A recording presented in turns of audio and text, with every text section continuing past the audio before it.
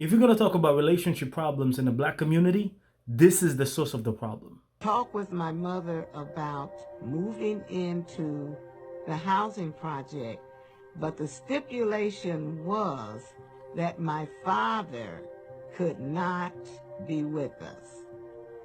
They would put us into the housing project only if he left the state. My mother and father discussed it, and they decided that it was best for the 12 children for the father to leave the home. And that's how we got into the projects. Imagine having 12 kids, but they don't want your husband to be part of the house. It's like, yeah, we're going to give you money, we're going to give you a house, but the men of the house cannot be in that house. You take away the father from the house, what you think is going to happen? There's no security. There's no male role model. There's no masculine energy. The welfare department had a rule that no able-bodied man could be in the house if a woman received aid for dependent children. If a man lost his job, he's looking for work, he still had to leave the home.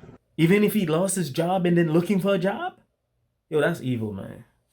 And there was even a night staff of men who worked for the welfare department whose job was to go to the homes of the welfare recipients, and they searched to find if there was a man in the home. Sometimes men came back at night to be with their families. Some were found in the closet hiding. They have a 24-hour setup to check if the man is in the house. They have people knocking on the door, checking the house to make sure there's no man in the house, yo.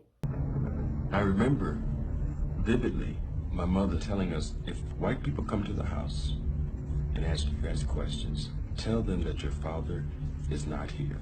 Tell them that your father has never been here. You have not seen your father. I trusted her. I knew that there was a reason that we had to do this charade.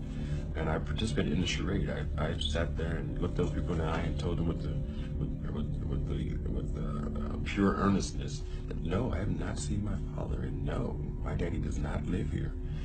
And but I knew that I was lying, and that made me wonder, who are these people and how they have the power to make my mother lie?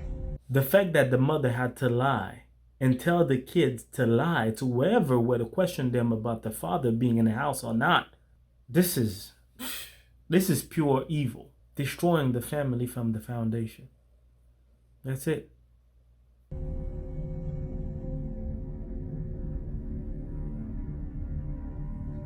We're giving you money. We want to be able to control you. Control. We're giving you money, so we have the right to make stipulations as to how you use it and what you use it for. There were so many restrictions. We couldn't have a telephone. We couldn't have a television. And we were really left at the mercy of the system. So fast forward 10, 20 years from when that happened, you understand exactly why there's so many situations when it comes to the dating landscape. The relationship between fathers, mothers, and kids, why is it so messed up? We cannot have toxic relationship conversations without talking about what the government has done. We cannot talk about toxic relationship within the black community without talking about the source of the problem. This is so difficult to watch, man. Like, why would you do that to people? Why would you do that to the kids?